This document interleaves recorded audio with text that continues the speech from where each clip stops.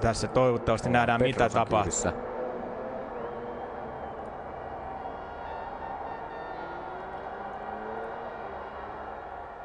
Eli Pedrosa ajetaan myös päin.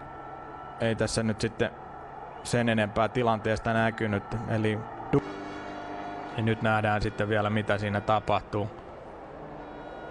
Eli Ducati-kuljettajat osuu yhteen. Ja siinä etujarrukahvaan osuu toinen pyörä ja siitä etupyörä lukkoon ja siitä sitten tilanne lähtee liikkeelle. Ja pahan näköisesti toinen Kawasaki-kuljettajistakin siellä kyllä jää pyörän alle.